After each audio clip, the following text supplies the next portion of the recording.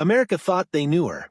She was the smiling country girl, the barefoot beauty who loved animals, laughed easily, and seemed untouched by the harshness of the world. Week after week, millions watched her on screen and believed they were seeing the real thing. But they weren't, because long before the fame, before the lights, before anyone ever called her a star, she made a decision that would quietly shape the rest of her life. A decision that never really stopped following her. And it began in a small town where dreams didn't come easy. She was born as Doris Ione Smith on September 26, 1932, in Pride, Louisiana, a place that lived up to its name in spirit, but not in opportunity. The Great Depression had left its mark, and families like hers learned quickly how to survive on very little. Life there was simple, but not easy. Her father worked long, exhausting hours for Standard Oil, doing whatever it took to keep food on the table. The pay was never quite enough, and the work never really stopped. Her mother, who had once worked as a telephone operator, gave up her job after marriage, like many women of that time, trading independence for stability. Their home wasn't filled with luxury. It was filled with necessity. And in that environment, comfort wasn't expected, it was earned. Growing up, she didn't quite fit the mold people expected of young girls in her community. While others were taught to sit still and prepare for homemaking, she found herself drawn outside. She climbed trees, chased animals, and wandered through muddy fields catching crawfish with scraped hands and bright eyes. She wasn't trying to stand out. That was just who she was. There was something wild and free about her spirit, something that refused to be shaped by expectation, and even in a deeply religious Catholic environment where discipline and tradition were strong, that part of her never disappeared. In fact, it only grew stronger. At school, that same energy carried over. She wasn't just active, she was competitive. She played softball and basketball at a time when girls weren't always encouraged to push themselves that way. But she didn't hold back, and in 1951, she graduated as part of her school's very first graduating class. It might seem like a small detail, but it hinted at something deeper, a pattern that would follow her throughout life.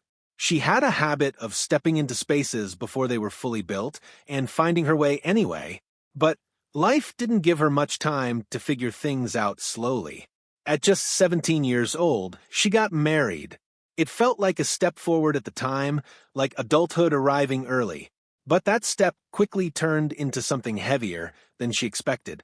Marriage brought responsibility, expectations, pressure, and in a conservative environment, those expectations weren't flexible. They didn't leave room for uncertainty or dreams that stretched beyond the life already mapped out for her. For a while, it must have felt like her future had already been decided. Then came motherhood. In 1954, just days before her 22nd birthday, she gave birth to her son. It should have been one of the happiest moments of her life.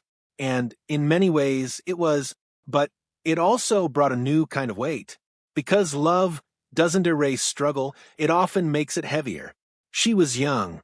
She had limited resources, and her marriage was already beginning to fall apart. That same year, she made another life-altering decision. She got divorced. In that time and place, divorce wasn't just difficult, it was something that followed you. It carried judgment, whispers, doors closing quietly behind your back. And she was only 21 years old with a newborn child. No clear path, no safety net, just a choice between staying in a life that felt suffocating or stepping into the unknown. She chose the unknown. For a while, survival became the focus. She worked what jobs she could. She leaned on family. She kept moving forward, even when forward didn't feel like progress. Then, something unexpected happened. She entered beauty pageants, not for glamour, not for attention, but for opportunity. At 24, she won the Miss Baton Rouge title. Suddenly, people looked at her differently. She wasn't just a struggling, single mother anymore. She was someone with presence, someone who could stand on a stage and be noticed, and that changed everything. Because sometimes all it takes is one shift in how the world sees you for you to start seeing yourself differently too. She didn't stop there. She went on to win Miss New Orleans.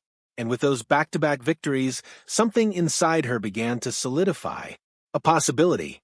A belief that her life could be bigger than survival. But belief alone wasn't enough. If she wanted something more, she would have to take a risk. A real one.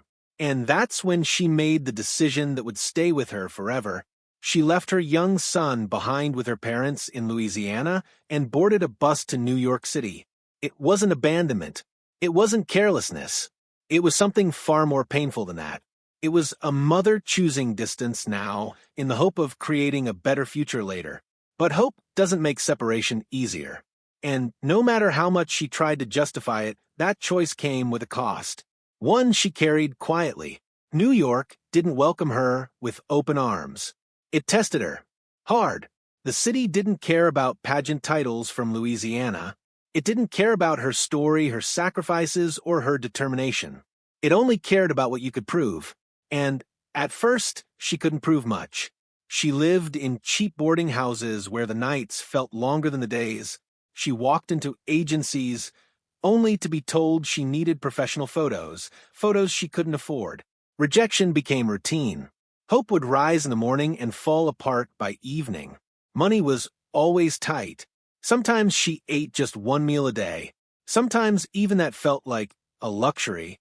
And still, she sent what little she could back home. Because, even from miles away, she was still a mother first. The work she found wasn't glamorous.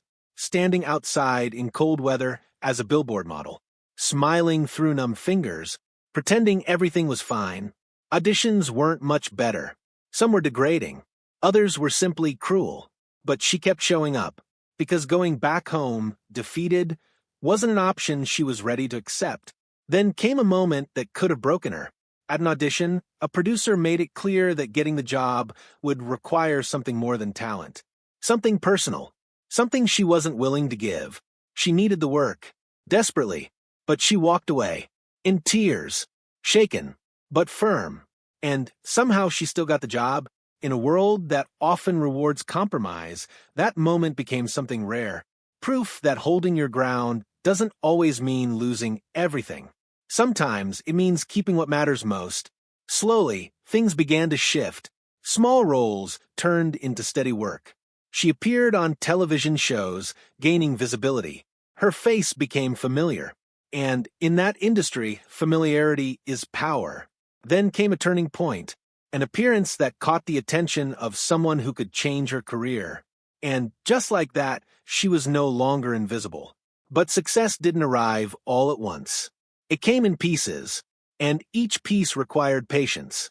Until one day, she found herself auditioning for a role that would define her life. The competition was intense. Hundreds of women wanted the part. She had barely any acting experience. On paper, she shouldn't have stood a chance. Then the audition took an unexpected turn. She was asked to milk a goat. For many, it would have been embarrassing, awkward, maybe even impossible. But for her, it was familiar, natural. She had done it before. In that moment, she didn't have to act. She just had to be herself. And that made all the difference. She got the role. And when the show premiered, everything changed. Almost overnight, she became a household name. The show was a massive success, drawing millions of viewers. People loved her character. They saw innocence, warmth, and charm. And they believed it was all effortless. But behind the scenes, things weren't always so simple. Fame brought attention, but it also brought expectations and labels. She became something she never fully intended to be, a symbol, a fantasy. A version of herself that the world wanted to hold onto. But she never forgot who she really was, or what she stood for. While others chased bigger roles, more attention, more money, she made different choices. She turned down opportunities that didn't align with her values. She protected her integrity even when it meant closing doors. And those doors did close. After the show ended, Hollywood didn't quite know what to do with her. She was too strongly associated with one role. Too defined. Too recognizable. It's a strange thing. Success can sometimes limit you as much as it elevates you. She wanted more serious roles. More depth.